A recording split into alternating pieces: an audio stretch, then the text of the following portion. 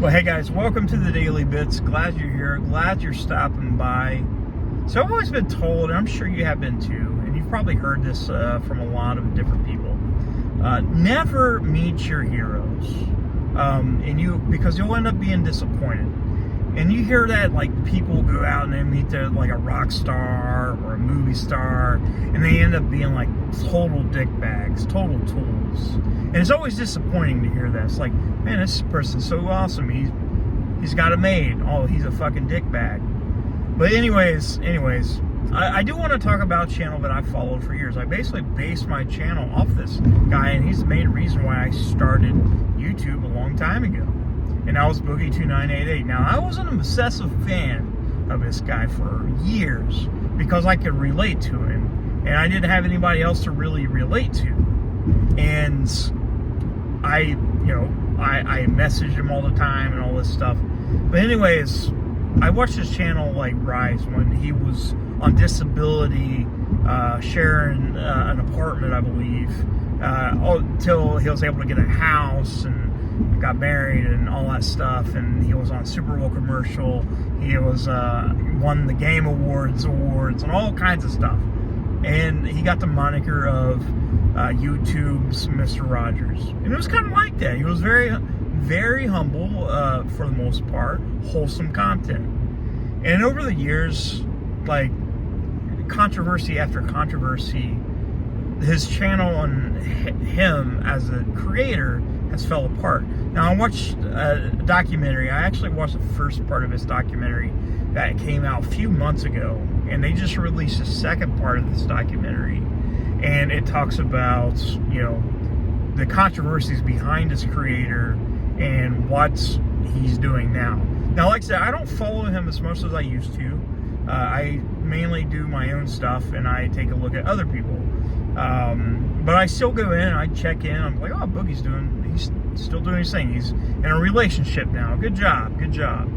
But for some odd reason, like, whenever a lot of people that are giving him support lends out some kind of hand or anything like it, and be like, hey, man, like, you're awesome. Anything I can do to help. Kind of ignores these people. And I'm one of them. I've reached out recently. I was like, hey, man, would you like to come on the channel so you can tell your story and we can talk about mental health and stuff? Nothing, like, I can't pay the guy. I don't have money to pay the guy, obviously. I don't really have a lot to gain from him. Like, it'd just be cool to have, a conversation with somebody I looked up to. But for some odd reason, he only, for some odd reason, interacts with the people that treat him like shit. And I don't understand that. And this is coming from a guy that made, videos about one of the biggest lolcows on the internet. And that's, our Delete Lols buddy. And, we've seen how that worked out. Nobody really listens to him anymore. I don't really make as many videos about him as I used to. I just don't. And, even when I make the videos about him, a lot of them don't really get that many views. Especially when you're talking about a channel that has apparently 300-some thousand subscribers. I don't know. A year ago I was able to get thousands of people to watch a video, and now you're lucky to hit 300. So, I mean, it's got to mean something. But anyways, it's like that with Boogie. Like, all this content that's coming out, he's got 4 million subscribers, but can barely muster 20,000 views per video, which, that's still good. That's amazing for me. Like, if I'd seen that, that's great for me. I'd love to get that. But for some odd reason, I don't understand why he's interacting with just the people that put him down. Like, he posts on Twitter, like, every day, hundreds of times, just putting himself out there to get humiliated. If you go on his Reddit and you talk about it, like, if you say something good about him on Twitter or Reddit, you're going to get lambasted. Like, why would you support this guy? And, part of me's like, I understand. I get it. I get it. He's washed up now. He's done some bad things. And I'm just thinking, like, well, at least one time, it'd be kind of cool just to be like, hey, I sat down with somebody I really liked back in the day, and that's it. But I don't think I'm ever going to get that chance, and at this point, I don't really care. If it happens, it happens. If it does happen, I mean, it's a bonus. It's cool. I'm not going to root for it anymore. I don't really care. Like, you know, if you want to be miserable and just interact with people that hate you, then, you know, that's fine. And I think that's why a lot of his subscribers, like especially his diehard subscribers, are walking away, is because he just doesn't show any, like, effort or any type of interactivity with these people. It's like, oh, everybody hates me, but you have a section of, you know, a few thousand people that supports you. The only thing you're like, oh, everybody fucking hates me. Like, I'm the victim. You're not the victim, honestly. You're not. You're not the victim. You've done this to yourself, and there's some mistakes that you made that, well, let's just say they're not good. And, you know, whenever I seen him, I was like, you know, it's just something. And I tried to support you and be like, he's awesome. He's just Boogie. He's, you know, he'll bounce back.